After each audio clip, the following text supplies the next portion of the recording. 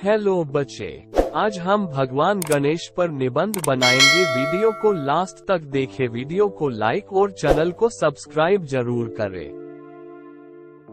भगवान गणेश हिंदू धर्म में बहुत महत्वपूर्ण स्थान रखते हैं। उन्हें आमतौर पर बाधाओं के निवारण के रूप में पूजा जाता है। वो सभी लोग जो अपनी महत्वाकांक्षाओं को पूरा करने की इच्छा रखते हैं और कृतज्ञ हैं, उसे उनकी पूजा करने की सलाह दी जाती है। किसी भी धार्मिक गतिविधि की शुरुआत भगवान गणेश की पूजा से होती है। सभी देवताओं में से वो सबसे पसंदीदा है। उनकी पत्नियां रिद्धि और सिद्धि हैं। ऐसा कहा जाता है कि गणेश देवी पार्वती की रचना थे।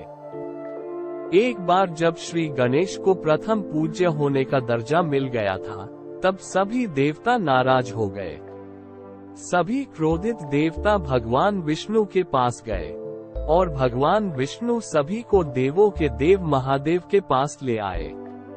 महादेव ने बीच का रास्ता निकालते हुए कहा कि जो भी पूरे ब्रह्मांड की परिक्रमा करके सबसे पहले आएगा, उसे ही प्रथम पूज्य घोषित कर दिया जाएगा।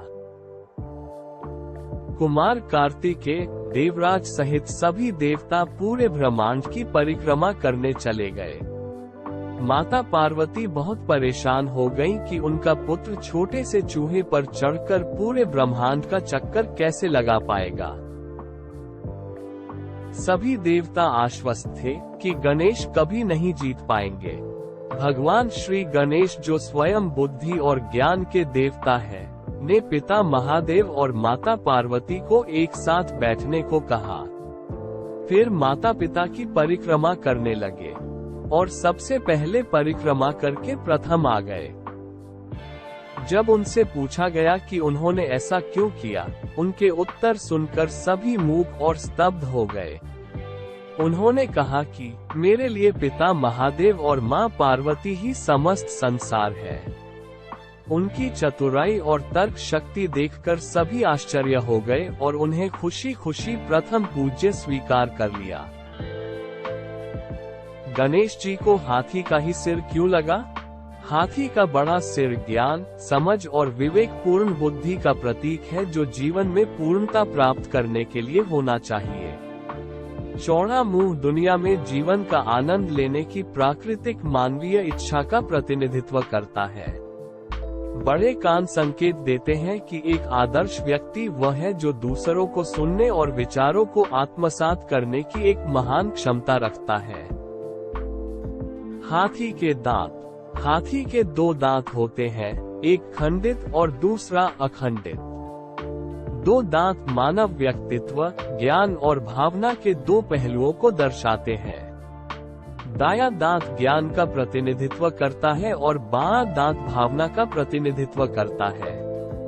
टूटी हुई बाईं दांत इस विचार को बताती है कि पूर्णता प्राप्त करने के लिए ज्ञान के साथ भावनाओं को जीतना चाहिए।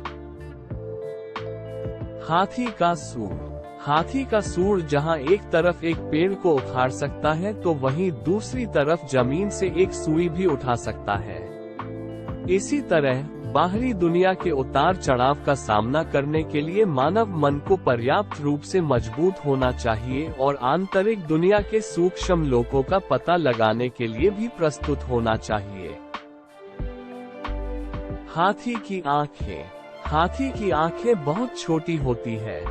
हाथी की आंखें इस विचार का प्रतीक है कि भले ही कोई व्यक्ति धन और बुद्धि में काफी बड़ा हो, फिर भी उसे दूसरों को खुद से बड़ा और बेहतर समझना चाहिए। हमें यह विनम्रता प्राप्त करना सिखाता है। सहजता का प्रतीक। हाथी ज्ञान शक्ति और कर्म शक्ति दोनों का ही प्रतीक है।